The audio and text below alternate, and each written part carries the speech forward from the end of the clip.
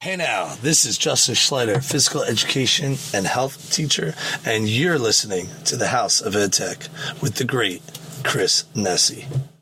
Today on episode 95 of the House of Edtech podcast, I talk with Monica Burns, and we're talking all about education technology and formative assessment. Support for this episode of the House of Edtech comes from my awesome supporters. Many thanks to Jeff Herb, Peggy George, Brent Warner, Dan Gallagher, and Jen Giffen. If you'd like to become an awesome supporter of the podcast, go to chrisnesi.com/awesome.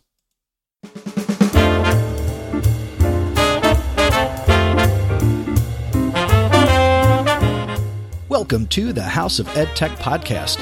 I am your host, Chris Nesi. The House of EdTech explores how technology is changing the way teachers teach and the impact that technology is having in education. I discuss technology that is changing our classrooms and schools, and I share tools and tips that you can hear today and use tomorrow. You're going to hear the stories of teachers, leaders, and creators just like you. The purpose? Whether you use it or not, technology is changing the way you teach and how your students learn.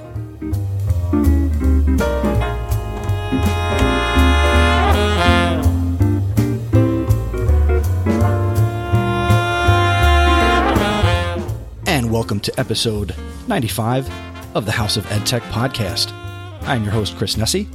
If this is your first time checking out the House of EdTech, thank you very much. I appreciate you taking the time to listen to a podcast that's going to give you anytime, anywhere professional development, specifically in the area of educational technology and helping you use technology in your classroom and instruction, or if you're an administrator, with your school and your teachers and your community. I'm so happy that you're here. Thank you so much. Coming up in this episode, we have my EdTech thought, and we're going to be answering the question, what would you do if, and I'll tell you if when we get to it. We have the EdTech recommendation, where I'm going to be talking about Google and nouns. This episode, of course, has a House of EdTech VIP, my featured conversation with Monica Burns, and a whole lot of fun. But first, we have a little bit of feedback. You have one new message. Hey Chris, Randy Black here from Huntington, West Virginia. You can find me online at randallblack.com, where I have two podcasts, the Randall Black Show and the West Virginia EdChat Recap. Just recently got acquainted with the House of EdTech after starting on the Google Teacher Tribe and hearing about it there, so I'm catching up on some episodes. But I just want to say the podcast is great, really enjoy it. Keep up the good work. You are doing a fantastic job as an educator and sharing lots of different ways that people are doing things in the classroom and in schools. It's the goal I have in my own podcast. So keep up the good work, man. Appreciate it. You're doing a great job. Thank you, Randy. I appreciate you, one, finding the podcast. And yes, of course, the Google Teacher Tribe is a great gateway because I do produce that one. So you know you're getting good quality over there. Plus, Matt and Casey provide way higher than top-notch content. They do a fantastic job with the content that they put together. And then I just make them sound good. So thank you for listening to the Google Teacher Tribe podcast. And also thank you for coming on over to the House of EdTech. And I will have links to Randy's website in the show notes for this episode at chrisnesi.com/95. And I checked out Randy's podcast. Randy, I'm subscribed. And everyone else who is listening to this, go check out Randy's podcast and consider subscribing as well. Thank you, sir. And again, if you have feedback, you can get to me by going to chrisnesi.com/flipgrid, or you can go to chrisnesi.com/feedback, and that will give you all the ways that you can send feedback into the show. I also wanted to shout out a new podcast on the Education Podcast Network, and this new podcast comes from Jennifer Kronk. Jennifer has previously appeared on this program. She was on episode number 33. Jennifer is from New York State, and her podcast focuses on assistive technology, and the name of her podcast is the Assist Learning Podcast. Actually, it's the hashtag Assist Learning Podcast. So another hashtag that you should be following is hashtag Assist Learning. And you can check out her podcast at assistlearning.libsyn.com, and that's LIBSYN.com. I'm happy to have Jennifer on the network. And spoiler, I'm also producing her podcast, and she's putting together some great content, and I've had a lot of fun working with Jennifer, and she is 6 episodes in as we record this episode of the House of EdTech, and you should be subscribed to that.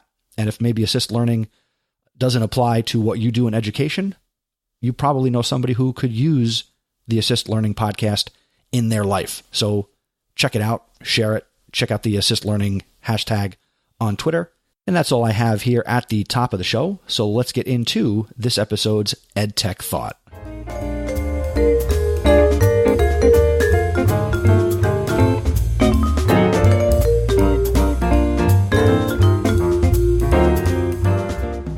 This episode's EdTech Thought is called What Would You Do If? And trying something different, I'm going to answer a question sent to me by my good friend and co-host of Podcast PD, Stacy Lindis, at iRunTech on Twitter. And she asked a question of me on Voxer. What would you do with $1,000 to spend on tech? While $1,000 seems like, oh, that's a lot of money. Yes, if somebody handed me, Chris Nessie, $1,000 to do whatever I wanted with, I would figure out something to do with $1,000. So what would I do if I had $1,000 to spend on tech? I would put tools in the hands of students and teachers to empower them to create. Now, do they all have to create podcasts? Well, that would definitely tickle my fancy and make me happy. I would get microphones. I would get small mixers. I would get Chromebooks that I could hook microphones up to. I would get video cameras. I would get still cameras. I would get anything that somebody could use to create content. Webcams, handheld camcorders, selfie sticks, 360-degree cameras. I would put tech in the hands of people, again, teachers and students, that would allow them to create content. Because I believe in the power of creation, and I really believe that students should be empowered to create, not just reading in a book or everybody doing the same thing, but give students the opportunity to create something they like, something they're proud of, something that they want to share. It doesn't even have to be great. Maybe they've never created anything in their life. Maybe they've never had the opportunity to really express themselves creatively. Let's give them the opportunity to grow as a creator. I know that what I do here with the podcast, I look at different tools and things all the time that might take the content quality or the production value to another level. And I explore them and I work in what I can. You know, I don't do everything, but I do what I can because I use the tools that are available to me. So if somebody said, hey, Chris, here's $1,000 to improve your podcast, I definitely have a list of things that I would do to make it better. I would apply that same concept in what I would put in the hands of students and teachers and say, go create. And part of that would also be not only the tools, but also investing in some professional development and time to have conversations about what it means to create content. What those conversations and how that would work, that'll have to stay in EdTech Thought for another day. But if I had $1,000 to spend on tech, I would put in the hands of people things that they could use to create. I would like you to submit what you would do if you had $1,000 to spend on education technology or tech and tech tools, however you want to define it. I would love to know, and I'm sure Stacy would like to know as well. So make sure that you tweet or you reach out to Stacy and myself at Mr. Nessie, at iRunTech. Leave a comment on the show notes. We definitely want to know because this is a really interesting question.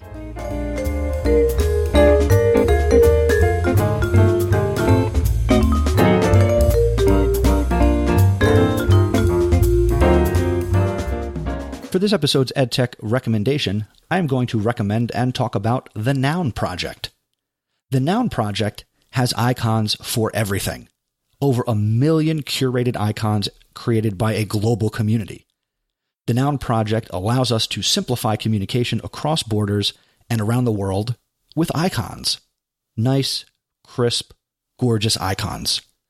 New icons are added daily by the creator community. And now, and this is the real meat of this recommendation, the Noun Project is integrated with Google Slides and Google Docs. There's no need to download. You just insert docs from Slides or Docs right in the document or the slideshow, and this is perfect for your next project. You can easily change the color and the size, and they scale because they are vector graphics, and you can change the icon color to get the perfect hue and specify the size to fit your needs, all from the control panel within Google Slides and Google Docs. The add-on is free to use with access to 100 of their most frequently used icons. You can, of course, unlock over 1 million more anytime by upgrading to Noun Pro, which, again, 100 icons, there's going to be something for most every single slideshow out there. Obviously, the workaround would be if you went to the Noun project and you found other images, you'd have to do the manual download, and then you could import them. But for this little plug-on and extension for Google Slides and Google Docs, you get access to 100 really nice icons. You can go to thenounproject.com/for-Google. And of course, I will link to that in the show notes, but consider adding this extension to Slides and Docs to add a little more flair to your slides and your docs. And this is all through the Noun Project. And that's my EdTech recommendation.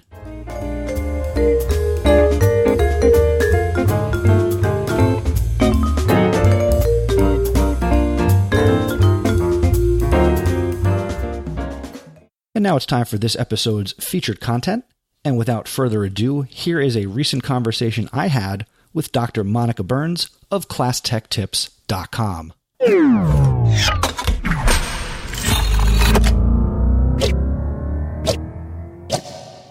And now, ladies and gentlemen, I'd like to welcome in Dr. Monica Burns. She is a curriculum and EdTech consultant, an Apple Distinguished Educator, and she's also the founder of the very popular ClassTechTips.com. During her tenure as a classroom teacher, Monica used iPads to create engaging, differentiated learning experiences to meet the unique needs of her students. Now, let's fast forward to the present day. Monica visits schools all across the country to work with pre-K through 20 teachers to make technology integration exciting and accessible. She also provides support to organizations using technology to reach children and families in need. Her mission is to help educators place the task before the app. And I love that. We're going to talk about that right now as we promote deeper learning with technology with Monica Burns. Welcome to the House of EdTech. Thank you so much for having me. The whole point of you being here is to talk about the digital tools that teachers can use for formative assessment, which lines up really good with your newest book. And you're the author of, at the time we're recording this, this is your 4th book. And your newest book is called #Formative Tech, Meaningful, Sustainable, and Scalable Formative Assessment with Technology, available where everyone buys their books. Why don't we get right into it? Where did this book come from? And what is the driving force behind the content in the book? So this was a book that really came from my experience and my work in the classroom as a one-to-one iPad teacher and my work with teachers with a lot of different devices, really trying to make the most of digital tools to check for understanding and hear the voices of all the students in the classroom. So it's something where I thought, we have all these amazing tools, we have some great mobile apps and websites, but how can we use them to really make sure that we're getting actionable information that we can use in real time to make instructional decisions, right? As opposed to waiting for those state test results to come in when they don't feel as relevant from an instructional standpoint, right? Here we can gather information more than a multiple choice question that really helps us make decisions for what students need and when. What was some of the specific things that you saw as you travel and present and work with educators that teachers struggle with the most when they want to use technology for formative assessment? I think the biggest piece of that kind of puzzle that teachers are working to make the most of just the technology that they have access to every day. And that looks so different in every classroom, whether that's what days we have a strong Wi-Fi connection or I can sign out an iPad cart, or those first, months of the school year when we're trying out one-to-one Chromebooks for the first time. So, noticing those challenges, I really wanted the book to feel actionable. There's lots of tables, there's lots of teacher stories from other spaces and places, those kind of use tomorrow tips that you can jump into right away while still having, the big ideas and the how do we make this sustainable and scalable? And in addition to some things you can try tomorrow to bring into your regular practice that matches with your teaching style, and your workflow. And that message seems to fall in line with what you do on your website on a daily basis at classtechtips.com. So without spoiling the book, because I'm no dummy, you want people to buy the book. What are some of your, I guess, favorite things that you include that are actionable? Yeah, so, one of my favorite things is having, just a quick poll at the beginning of a lesson to not just get a wrong answer, right answer, type of question, but to get kids' wheels spinning, to let you know what they're interested and excited about, because that becomes really actionable information that then can be used to drive a lesson with the examples that you choose, to understand what students' background knowledge may be around a subject. And all of that information, right, is data that can inform instruction. And so, that's one of my favorite kind of quick things that can be embedded or introduced into a lesson that, a teacher might feel like, this is the same kind of lesson I've always taught, working towards bringing, technology and integrating that more thoughtfully into my instruction. Here's some ways that I can, get some big ROI, a big bang for my buck by introducing that activity and then building up that capacity to pepper more things in strategically over the course of subsequent lessons and learning activities. Now, I just happened to think of an example off the top of my head. What advice would you give, say, I don't know, a high school social studies teacher from central New Jersey who is pretty good with tech, but wants to do more with tech and assessment, and I'll just give myself away. I'm talking about me.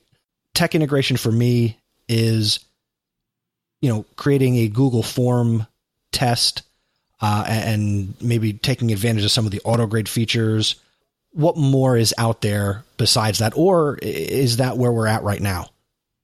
That's a great question. And, I want to make sure to be clear that that's part of it, right? So using those tools so that you can grade more efficiently, gather information more efficiently, have things organized so you can form small groups or differentiate and make that more actionable is definitely, part of this formative tech or using digital tools to check for understanding. It's part of that pie. And so for someone in your role, a conversation I was having today, I was up in Connecticut earlier today, doing some PD with teachers, was around this idea of, what's some things that you're already doing with tech, that feel good, and how can we take that to the next level? So we were talking about Nearpod specifically, which is one of my favorites. And so, there's lots of teachers that might have that library full of PowerPoint presentations or Google slide presentations. And, that's that first step of, we have some media, we have some images, some things to share with students, but, maybe I can take that now and upload it to a tool.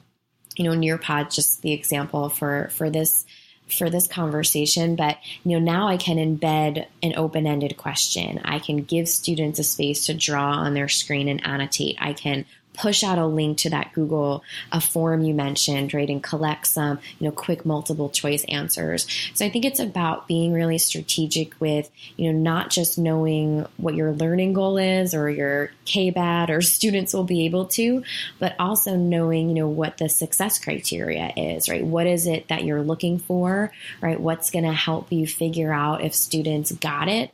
But then also making sure that we're leveraging the power of technology. So the voice, the ability to illustrate, to use text to respond to a prompt, right? So everyone in your class can demonstrate understanding in the way that's going to help you, right, check that box digitally, right, just in your head or like maybe on a clipboard, right? Just like check off that box that says, yeah, this is what I was looking for. I see that you can do it. Or I see something different, and I'm going to make a decision based on that information. Now, but does it have to be something that's innovative? Because I know that I struggle with, and again, I'll use the Google form assessment as the example, where, yeah, I'm good with tech, but sometimes I feel like I'm just taking what I would have normally done on paper, and I'm just making it digital. Is innovation a key piece of this, or are you more concerned with getting more teachers to do things with the tech? I think there's different layers of it, and we don't want to be using tech for the sake of it, right? So if there's those moments where we're just replacing something and it's not enhancing that experience, I think it's important to pause, right? So we might be kind of substituting yet, right? The efficiency of the workflow is a huge payoff. And that's important, right? Because it saves minutes in the classroom. It saves planning time, instructional time, right? So that's a huge payoff for integrating tech on one level, right? On another level, we might be really strategic about choosing moments where we want students to respond to a prompt, not in writing, but with their voice or with a video reflection. And so what that can do, and, that might be pegged as more innovative, but, it's giving kids more access to explaining their thinking when maybe composing sentences would be a hang up for getting to what you really want, which is to figure out, where students are in a particular learning journey, if you will. So that really becomes something where your choices of the, why we're using a particular tool, or not even the tool, but why we're using a strategy like video reflection or capturing voice just through audio is really going to be the driving force with your decision making, as that instructional leader. Let me bring this up all through the summer. And I mean, this conversation is, we're here in October now, but all through the summer, it was, Flipgrid fever and the video responses. And as summer ended, I bought into it, just the idea of using something like Flipgrid, not only with my high school students, but also with the students that I work with at Rutgers for those courses. Mm-hmm. I mean, is that innovative, or have I just replaced? And I don't want it to sound like I'm saying anything negative about Flipgrid. I like the technology. I like what it offers and what it can do, but is it innovative? Yeah, and it's been exciting to see, how that particular tool has been a buzz, probably in a lot of the same spaces, we're in virtually, right, with people tweeting and sharing. And, I've had the chance to try out that tool and see it used in a few different environments. Recap is another one that lets students respond with a video. With a prompt, to a prompt, I should say, with a video. Seesaw is another that lets students, snap a picture, record their voice, or kind of create that video reflection. And so, I think that when we talk about kind of substituting in terms of a practice, right, that might end up being the way that we do a virtual exit slip. And it's still serving a similar purpose of, giving us information on where students are. It might be the same kind of prompt we would give students instead of having them jot it down on an index card. They have the ability to record their voice, to respond, right, in that type of manner. So, in circumstances where we're making the choice to include a tool like that, if we're doing it because we know that our students are conversationally proficient in English, we want them to respond in English, but they struggle as writers of that language to respond, right? This is going to be our way of getting to our goals of hearing where students are at or where their comprehension is with a particular topic that we're exploring. Something like Flipgrid adds, this social component where we can share and see what other responses are. And that's something, that really goes beyond that substitution of I had an exit slip on index paper or index card or a Post-it or a piece of paper, and now I'm just doing it and emailing you that response, right? Something like that where we're layering in the video component to give students different ways to access the same goal of hearing what it is that they understand or their takeaway or their interest from a lesson. Something like Flipgrid, for example, gives that social component. Something like Seesaw, lets us hear from every student as they capture their voice and, send it off to you as well. So I think there's a couple things there that just let us do something that wasn't possible without the technology tool. And it's an important kind of gut check to have to say, is this just making it easier for me to do what I always did? Is this just making it more organized? And there's an argument for that too, but it's that when are we doing something that we just couldn't have done with paper and pencil? And that's really when this becomes so compelling. Now, I think everything that we've talked about so far fits into making it meaningful and sustainable, because these are all things that will engage the student, and also it's something that as the teacher we can continue to do. Can you talk a little bit about what you mean by scalable when you talk about formative assessment with tech? Absolutely. And, scalable is one of the words that I like to kind of linger on when I'm having these conversations about technology integration. I was up in University of Oklahoma recently working with some pre-service teachers and using this word specifically, right, to talk about, how are we sharing what's happening in different pockets of a school, right? Not just to get the word out, but to build capacity among a variety of colleagues within a particular school building. So for me, that idea of scalable is really building the capacity to not just say, hey, this is what I'm doing in my classroom, and this is, working for me, which is an important first step, but to then build those support networks, build those pockets of pilots where someone might try something out and say, this really worked well with my teaching style, or this really met the needs of particular students, or this didn't really fit in with my goals for a particular unit, right? As I'm trying to pick and choose, right, how we're going to go through a particular exploration of content areas. So that idea of scalable is really about saying, right, how am I getting the word out about the work that I'm doing and the needs that I have to keep growing, so that we can really build capacity as a school community to take our practice to the next level. As a history teacher, I'm going to have to ask you to step in your time machine for just a second, if you're willing. Let's go back to when you were in the classroom, which wasn't, that long ago. It's not like, you were teaching in the 90s. What is a tool that we have today that would have made a huge difference to what you were doing as a classroom teacher when you were in that role? Yeah. So, when I started teaching, it was overhead projector and chalk, right? No joke. In the same classroom where, we ended up getting a delivery of iPads, several years later. So a huge jump to be kind of right in between those crossroads of change happening. And, there's still that progression that's happening in spots across the country. And so one thing that, when we got our delivery of iPads, when they came in 2011, it was really exciting. There was a lot of unknowns about what was going to happen next. And that's what really kind of led me into connecting with people in this space, to blogging and sharing things that were working for me or not working when I was searching for answers to questions.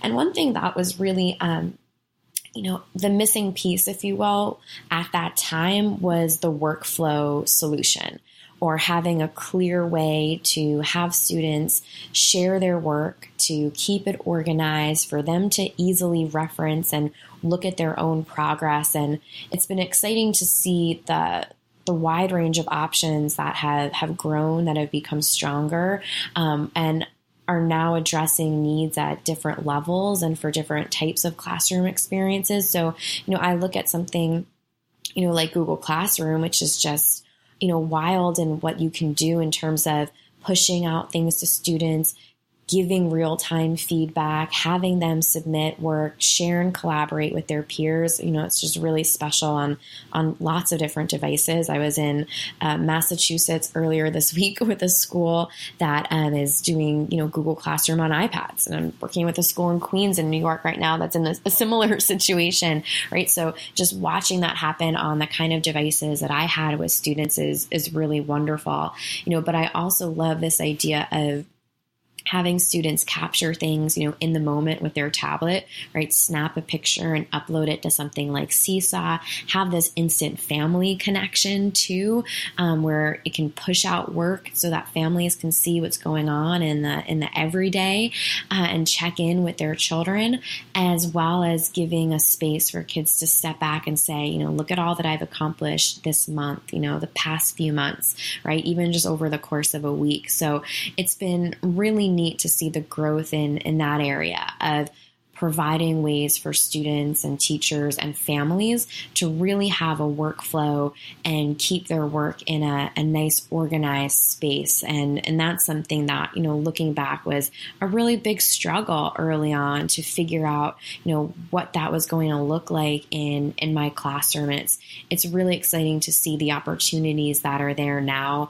that can can help reach students in lots of different places, regardless of what device is in front of them. And I love that whole mentality, being device agnostic, and, it doesn't matter what the hardware is. And I think that's also a big message in your travels and your presentations, which I'm with you, sister. That's it's something that, is my constant gut check, right? You alluded to that concept, that task before apps, right? Like, is this purposeful, right? Is my decision really based down with, the learning goals I've identified? Is this app or tool, just super cool and I'm looking for an excuse to use it, right? Or is it really going to address a specific need I've identified for the group of students or an individual student that I'm looking to support? I can't lie to you because, you're here, but there are times where I don't necessarily put that full amount of thought into it. And I will find a tool, get excited about a tool, and, just kind of like I throw a piece of pasta at the wall, I will throw a tool out to my students and, we'll learn it together and we'll kind of see what happens. Is that okay? I think it is. Oh, I don't want to by any means dismiss that kind of discovery and exploration mode, and just really seeing something that right, is going to spark student curiosity, give them an opportunity to create something, right? There's your purpose right there for bringing that in. And so I don't think we have to say, this app is going to support this, one thing so explicitly or feel so stuck with that. But, that example that you mentioned, you found something, you see the potential of how it can reach a certain group of students. So you introduce it, and it's not about mastering a particular tool or knowing all the ins and outs, but it's about seeing, right, that application, the why this is important, why I want to introduce it to the group of students. And so there's your kind of gut check or pulse check, if you will, right, right there. Definitely. And you hit it on the head. I don't ever want to feel, and I don't think any teacher wants to feel like they're stuck and, obligated to use something. I was actually just in a district recently in Alabama where they were talking about, we have the MacBook Air 1-to-1 students and teachers, and, no cell phones in the building. Let's use everything. Let's be all on the Mac and let's use what's being put in front of us. And part of me was like, but there is more to the world than just the MacBook Air. So while yes, it's powerful and they've empowered their students and their teachers, they're also kind of maybe tying a hand or an arm behind their back when they're not letting them use, say, their cell phones or anything else. Absolutely, right? We want to build this capacity for lifelong learning, no matter what grade, right, or group of students you're working with. So I think it's really unfortunate that there's that stigma of the why aren't we using our cell phones, right? Sometimes I think that's more of a decision because it feels good for the adults in the building, right? It feels like it's easier or safer or one less thing, or like from a classroom management standpoint. But, when it comes down to it, right, we want students to understand that those tools are powerful, that they have a purpose, and that they need to practice with them in a variety of environments. For sure. And actually that brings up one of the next things I want to ask is that, I had you go in your time machine before, but let's say you were going to step into the classroom as a full-time teacher tomorrow. What would be your approach to things like Twitter or Snapchat or Instagram that are not built for education, but obviously we both know that they are powerful tools for, creating and learning? Yeah, and for sharing content too, and that's so much of some of my recent conversations have been about modeling those types of interactions and spaces. So Twitter, for example, right? If you're working with students at a particular level where it's appropriate for them to have their own Twitter account, for them to share their work publicly, with the world in that way, and you're modeling, you're making choices together, before that kind of release is going off, right? Kids are doing that naturally anyway at a certain age level. So showing them different applications, professional applications for using social media, I think is crucial.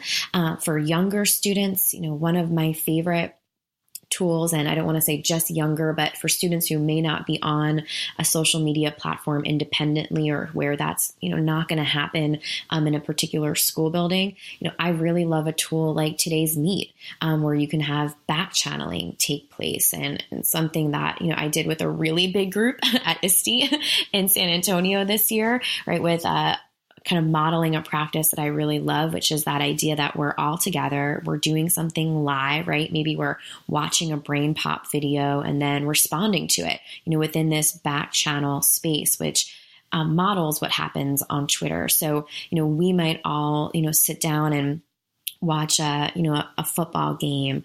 We might watch an awards show. We might watch a series finale or a special event that happens live while, you might be home sitting next to someone on the couch who wants to talk about it, right? Or you might be by yourself somewhere or surrounded by someone who doesn't want to talk about what's happening on TV. So where do you go? You head to Twitter, right? You follow the hashtag. You look to see what people are posting on Facebook. You watch a bad call during a football game and you wonder if it was just you that feels that way. And then you pull out your phone and you look to see what's trending on Twitter, right? So those are the kind of things that we can build into activities, even if kids don't have, an account that they're posting to, right? They can watch that brain pop video together. You can pause and have this space for them to, respond, to post their thoughts. And maybe you're introducing some of that social media capacity, like, what kind of hashtag would I put on this response, and talk about categorizing thoughts or building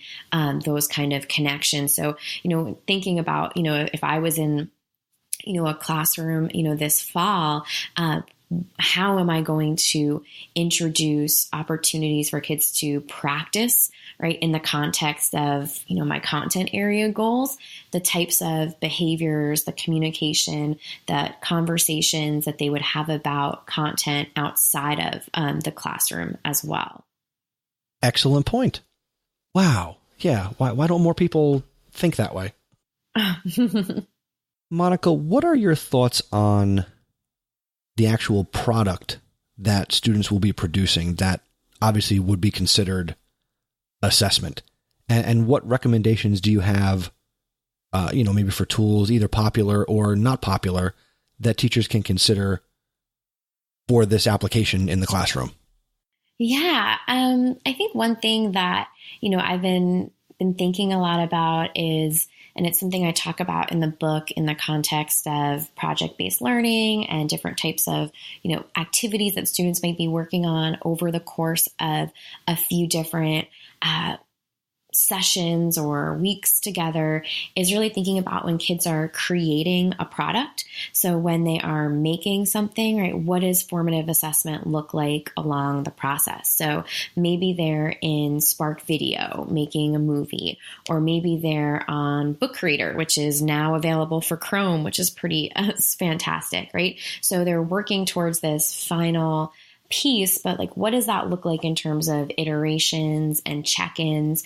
And so I like the idea of having a routine built in with whatever your LMS might be, or whatever makes sense in terms of the way you want students to share progress. So maybe they are working on a collaborative kind of graphic organizer or planning page before they go to record a movie or publish an ebook. And so there's that feedback loop that's happening, in real time within a Google Doc, or maybe they are doing video reflections at the end of each week to give status updates or to talk about their contribution to a particular group. So, I love the idea that we can be really efficient with our, multiple choice questions. We can do a Kahoot poll and get a read of the room and see where people are. And that's wonderful. But I also like the idea of giving, real-time feedback over the course of an extended learning experience where kids are working towards a specific goal with creation in mind. And that way, we can move them through that more purposefully, I should say, or I guess more efficiently, in the sense that you might not have time to confer one-on-one with every child or every group, right, during every meeting time you have together. Yet this is a way for kids to not just have a sense of accountability, which is important, but for you to be able to feel confident that you know where students are progressing along a particular project they're working on, and that you can give them really meaningful feedback in real time. Right. And, with books like yours and sites like yours, and, to some degree, I hope that this podcast itself also helps teachers kind of explore these things. With the book being about formative assessment with technology, not to get ahead of ourselves, but if there was going to be a part 2 or a volume 2, and we were going to talk about summative assessment, not to go too far, but what are some recommendations or thoughts that you have on technology with the summative assessment piece? Yeah, so when we're talking about this kind of formative versus summative assessment, right, our formative being our in the moment, right, daily, regular type of check for understanding, so we can make quick strategic decisions based on the information that we've gathered to address student needs, right away. Technology lets that happen really efficiently, but also gives us some deep picture of where students are at a particular time. Summative assessment, our state exams, our end of year exams, right, serve a purpose. As a classroom teacher, right, I was always frustrated at the lack of, or I should say, how much time went by before I was able to get that information, and it never really seemed as relevant as it needed to be. It wasn't actionable anymore, right, when a couple months had gone by. And, I think that's changing. I think it's unfortunate that so many of the purchasing decisions with technology and for schools are directly related to how well kids can test on a device. I think that's a really unfortunate reality right now for decision makers in a school, to have to factor whether a child can take a standardized test on a device into a decision. I think it really hinders how innovative someone can be when that becomes first and foremost, not the are we choosing a tool that gives us these types of opportunities for portable learning, or for creation, or for being on the go, or having the most consistent connectivity so that kids can interact with materials wherever they are. It's unfortunate that the technology as it relates to summative assessment, I see it as being an issue where, we're making decisions on buying and purchasing based on how well someone could test on a device. And so I think that's really my association with technology and summative assessment, is like, yes, we might be able to grade those exams a little bit quicker than we did in the past. But, when summative assessments, and it's not always state tests, right? We have end of unit projects, and we look for holistically how a child progressed over a semester or a unit. But when that information is just being used to kind of report to folks who make decisions about, other things outside of the school, right? Allocations for funds or how things are working. It's not to say it's not important, but I worry that too much of the emphasis on what type of device, or the conversations around what kind of device we're going to bring in to a school, is on how easy it will be for kids to test on it. And it's unfortunate that factors into the equation, although I understand it's a reality of school leaders and decision makers if they're being, asked to make sure testing is happening in a certain way. Well, I will say and speak for many educators, yeah, you hit the nail on the head on that one. Why do the people make the decisions they make, and what are they based on? And, it goes back to something I've said for a long time, and that's, we don't listen to our most important stakeholder in education, and that's the kids. Absolutely. Yeah. It hurts my heart to think of, what type of factors are influencing, different decisions when it comes to some of that integration, when there's so many great examples of tech integration in action that could be part of those conversations of why we move in a different direction or why we choose to integrate something or something else out there. It's, it's unfortunate when some of those realities are, just what they are, realities, unfortunately, right now. Well, let's move away from the unfortunate to the fortunate. Something else that you are promoting, well, not promoting, maybe that's not the right way to say it, but something else you're involved with and really another thing you're doing to make a difference for educators is, correct me if this is not the official name, but the Edtech Reboot course that you are or have partnered with through participate.com. So what is this all about? Yeah, so the folks that participate are awesome. I've had the chance to work with their team over the past few years and really watch their platform grow into something that's so dynamic for educators. And yeah, I developed a course for them. It's called Edtech Reboot. And so the idea is that, we're providing resources, right? I pulled together my favorite things when it comes to screencasts, podcasts, resources, downloadable. So I created all this content, especially for this course, to organize it for teachers and educators in different roles in K-12, but also in different stages of tech integration. So it's not, a getting started as much as a reboot, where you kind of take stock and say, this is where I'm at. And I provide a wide range of different activities, different ideas and strategies, some favorite tools that you can bring into different content areas, depending on the subject that you're teaching, that you can amend to different grade levels with that idea of, let's recharge, let's energize what's happening with a variety of different types of technology. So we put together this course. We've had over the summertime, we had close to 150 people enroll, moving through at their own pace, diving into the content, making it their own. And it's just been really exciting to see some of the feedback, to check in with the educators who are in the course to see what they've created, what kind of plans they've made for bringing things back in. So yeah, it's been a lot of fun, and they've been, the folks that participate have just been a great group to work with. And I'm so glad I had the chance to,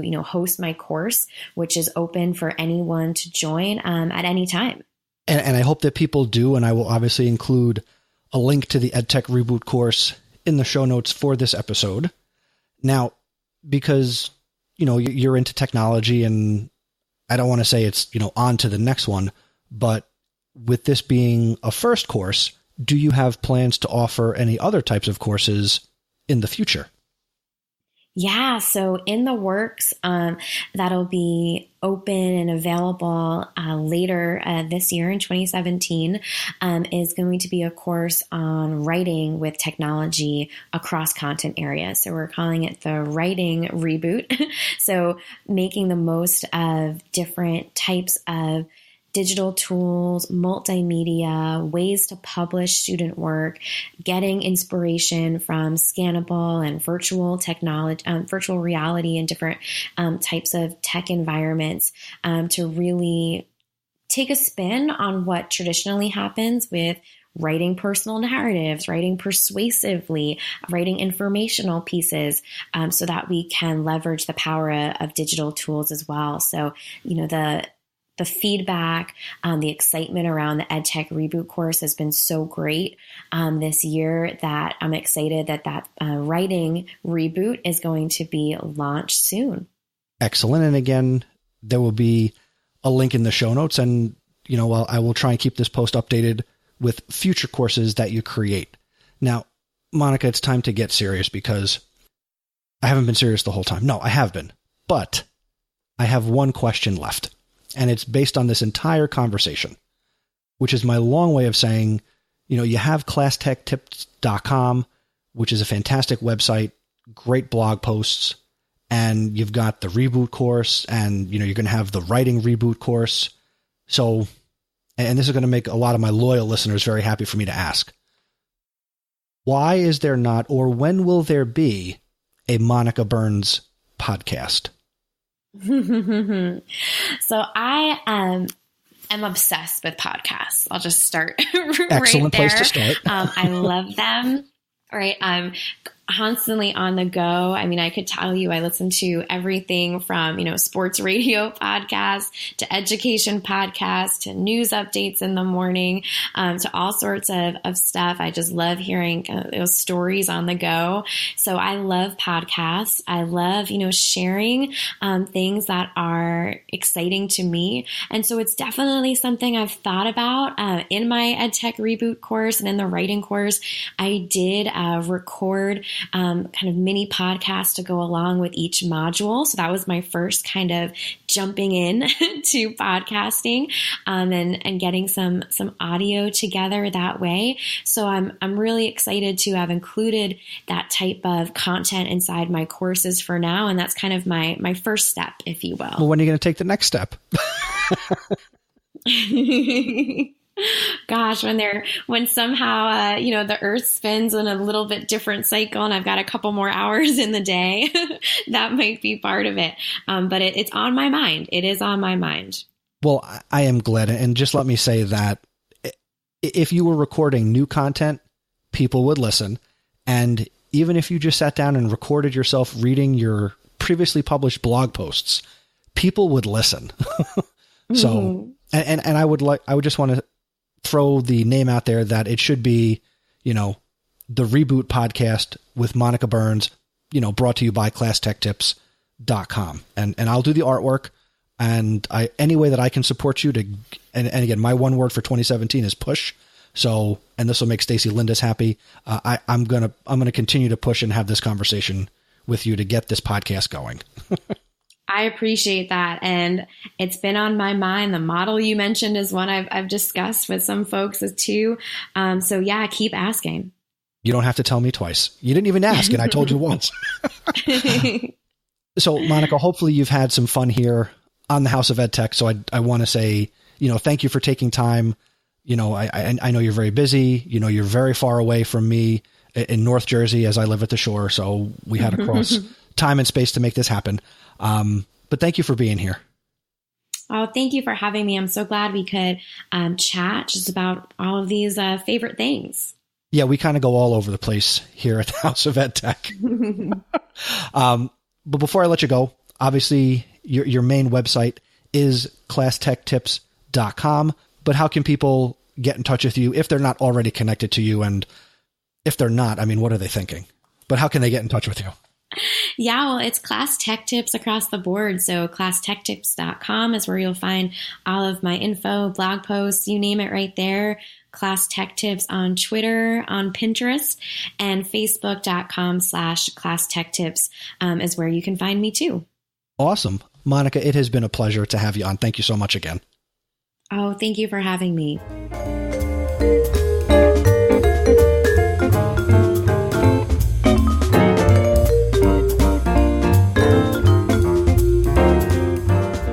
Boy, I can't say thank you enough to Monica. She is fantastic. So thank you again, Monica, for taking time to come on to the House of EdTech. And for you listening, if you're not connected with Monica or you've never checked her out, you'd have to connect with her. She's great. She'll answer questions, and she's a fantastic resource for all things education. And now, let's meet this episode's House of EdTech VIP.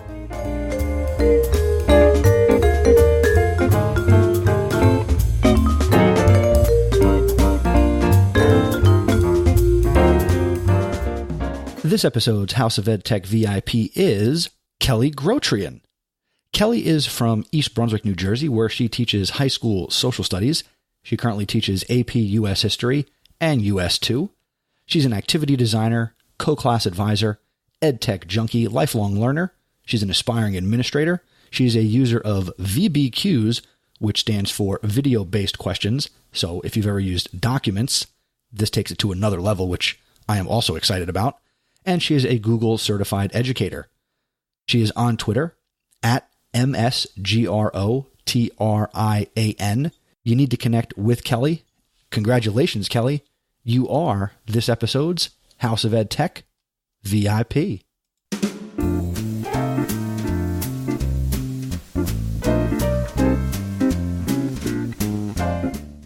That'll do it for this episode of the House of EdTech podcast. Thank you for checking out this episode, and thank you to Monica Burns, Randy Black, and Stacy Lindes for contributing to this episode of the show. Let's keep the conversation going. I would love to connect with you and hear your thoughts on all the information and resources that were shared in this episode, and really any episode. So anytime you listen to the episode, it doesn't have to be right now, it could be later, it could be months from now. I want to hear your thoughts on whatever episode you listen to. For this episode, to check out all the resources, go to chrisnessy.com/95. The other way you can get feedback to me is by going to chrisnessy.com/feedback, and that's going to give you a form you could fill out. You could send me a SpeakPipe message. You can send me an email. It's all over there on the feedback page. So whatever works for you will work for me. If you enjoy the House of EdTech, I'd like you to do a couple of things. Number one, tell somebody else about the podcast. As I record this, it is International Podcast Day 2017. So whether it's this podcast or any podcast that you listen to, go tell other people about those podcasts. That's the best way to share a podcast you love. If you happen to do that on social media, you can hashtag it, hashtag House of EdTech, or you can tag the show's Twitter account at House of EdTech. The other thing that you can do if you are interested is you could also become an awesome supporter of the podcast. Once again, I'd like to thank Jen Giffen, Peggy George, Dan Gallagher, Jeff Herb, and Brent Warner for all of your support. If you're interested, go to chrisnessy.com/awesome. The next episode of the House of EdTech is episode 96, and that puts us 4 away from the 100th episode of the podcast. Episode 96 is going to be good. Episode 97 is going to be good. Episode 98 and 99 are going to be good. But I am really, really excited for episode 100. But as for episode number 96, that's going to come out on October 15th, and I'm not going to tell you what's coming. I want that to be a surprise too. That's really all I have. Until next time, thanks for learning with me, and remember, using technology isn't difficult. Just give it a try.